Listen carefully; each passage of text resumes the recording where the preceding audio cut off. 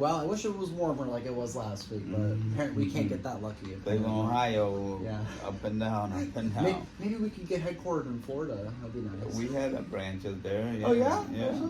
Yeah. I mean, it's nice, but then it gets too hot during summertime, and then the storms. Yeah, my friend was in Sarasota. The humidity is crazy there. Yeah. He says, where were you at? Like Tampa or? We had an office in Miami. Oh, that must have been nice. It has its perks. Yeah, I can imagine. So, all right, so we'll probably get a little off topic to start, but that's pretty. I actually didn't know this. That's pretty cool. So, Mahdi, my main topic today is how do you maintain a business? So, I guess the first question is how do you keep your employees happy? Ooh. I'm happy, guys. Just saying. So that's like I'll throw that as a precursor. You know what? It's you just gotta keep a open, transparent.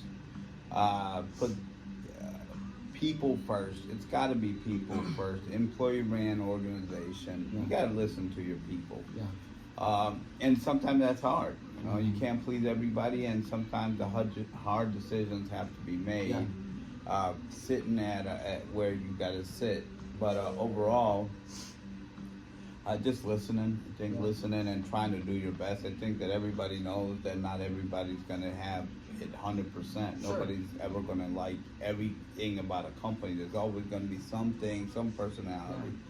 But if you listen and try to do your best to Sure. accommodate, I think that does a pretty good job. You know, it's so funny, Mahdi, because I think one of the biggest things when I first came on here, I told you is I didn't feel like I had been listened to enough. Okay. At my past job, I remember you had said that won't be a problem here.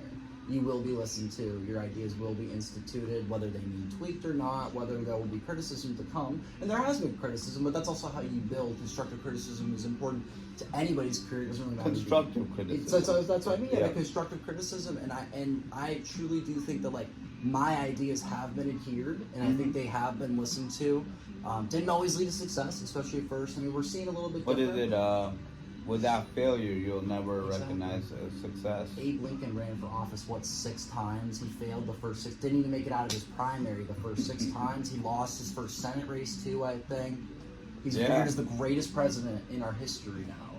Which I don't. Yeah, I don't think he's the greatest president. I think he's the top 5, but a lot of people think. Debated. Yeah. Yeah. No. I mean, you gotta. You know, I mean, you have to give people a voice. Everybody has ideas, and not everything can be a good idea or a good fit or gels or works for the vision ahead. Yeah. The idea is to take bunches. Who you have in that sandbox to run a company makes a big difference, and you got to listen to people, and you can't be like know-it-all. Yeah. Because you don't know it all. No. Jack of all, master of none. We're not AI. Man. We're not. Even AI is being fed. Those algorithms are. There's a lot of errors that come from that stuff too. Yeah, I mean they try to perfect it, but I mean we're probably another 5-7 years before AI becomes what it's supposed to be. Tool for companies and your right. I found it's good for automation purposes thus far, which is pretty cool. But but a human invented it, right? So it's like it's designed to fail by nature, especially at first, just like we are. We're hardwired to fail. And he said, "Oh, failure's for losers," and I was like, "That's a loser mindset to say that failure is for those people who are willing to take that lesson, learn from it, and institute it, and become successful from that." And he didn't believe in that mindset. He said, "No, you should never fail, otherwise you're a loser." You know, as I get to a certain point in my life, you need everybody in this society. You need people with certain mentality. You need people with certain, because without it, it's not a society. Yeah. You know, I mean, you want to be rewarded for the hardworking people, but if everybody's hardworking, then how do you recognize success? You don't. How do you recognize winners and losers? Somebody has to lose. If you start a race, everybody wins. You're talking to a former cross-country runner, man. I get it. If everybody wins that race, everybody across the board. I'd be PO'd for sure. Well, no. What's the point? Yeah. You kidding me? How many races that I won? Like I'd be pretty PO, I'm not gonna lie. Although, but what's the point? Right. What's the point of it all? You gotta have losers to have winners. You gotta take losses to recognize. But I had to suck my freshman year to become a winner. So that's kind of like where my mindset is. Was like I was terrible. Like I was really, but then I worked my butt off that next off season in state for a while. Good For a couple for you. years, for a couple. You already knew that. You just gaslighting. But no, I mean, but yeah, I mean, you got to put the work in. Yeah. And if every my point is though is that you need the so as a The race, balance. no, as a race, you have first, second, third, Mhm. right? Then you have fourth, fifth, and then you have somebody in last place. Yeah. All of those people are pretty sure work their butt off. Oh, yeah. Right. But somebody's got to lose. Yeah. And certain people come with certain limitations as well. Right. Because they limit themselves. Maybe, or maybe they're not able to. If we're Yeah. talking about a race, Yeah. physically, That's maybe kind of they're like, yeah. maybe they're like 5'2". No, I'm 5'6". My height and can't Yeah. run faster than you. How tall are you, Matt? You're 5'7"? 5'6". Okay. So one of my close friends who ran at Mercier's high school was very, very close by to McDowell.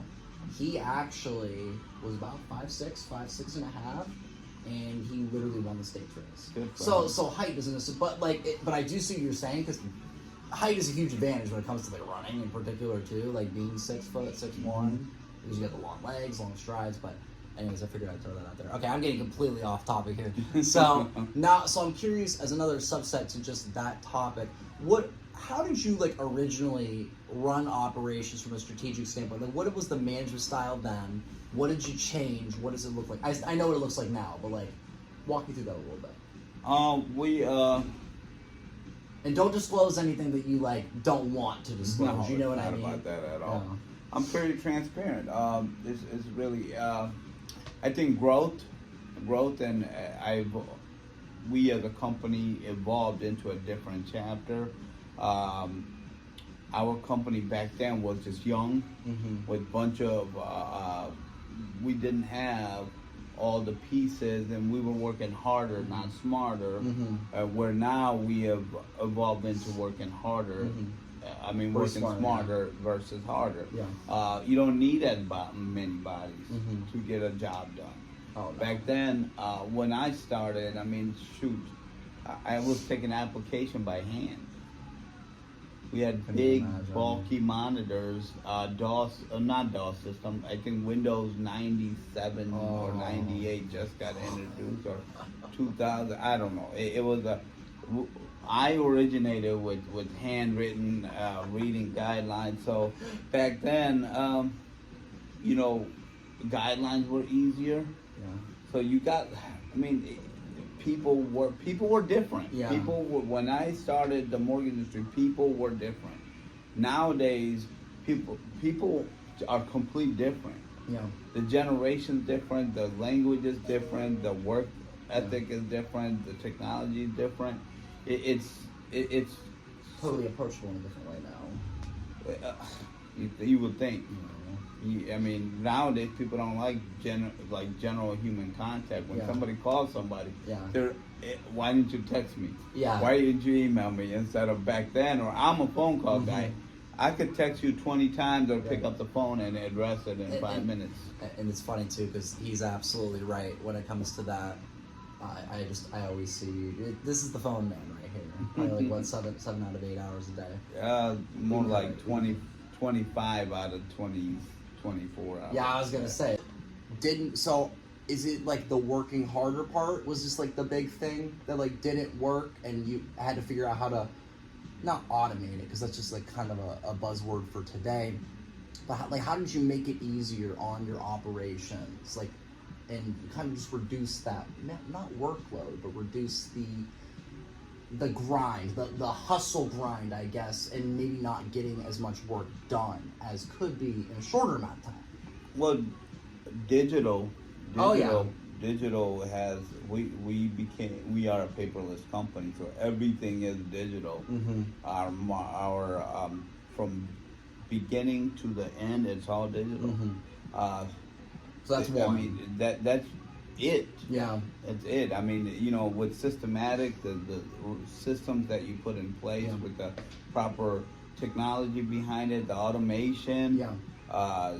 Collecting data from clients. It's all the automated. analytics, being able to retarget them, which is obviously quintessential as well. That's marketing end of Yeah. it, but as far as operational Yeah. side of it, automation definitely eliminated a lot of clerical error. And I noticed what you had said too, like, you don't need as many bodies now. No. It's not necessary. Like, No. it genuinely isn't necessary anymore. Which, like, does scare me a little bit about AI down the road, because I do think, like, a lot of things in my field, like, you can't personalize an ad with AI. I don't care what anybody says. I don't care about the future. Like, the touch that comes from a human, the copy that comes from a human, I don't think you can automate that. But when it comes to a lot of other stuff, you probably can. And that worries me. Well, I mean, algorithm itself makes it so all of it can work together. What they can't duplicate is the human brain or the human heart. Like, how do you make it? But technology-wise, with enough data, science can evolve into anything. Yeah. And I mean, I hope it's for the good. I want to believe that it's going to be for the good, because look what it's done already. The funnels that we have, like, not like, obviously I'm talking marketing. We're not talking about the operation, as you just pointed But out. overall, so overall, it makes our life easier. 100%. So, But then regulations gotten harder, more verification, more ways to commit fraud, more ways to detect fraud. So it does become a revolving challenge. And we're handicapped by a few other things, as you know, obviously, which I really won't. We don't have to get into. But I'll probably cut it there, because I thought that was a pretty good conversation. So I want to thank you again, Mehdi. Episode 6, the Secure Lending Podcast. Nice. See you next week, partners.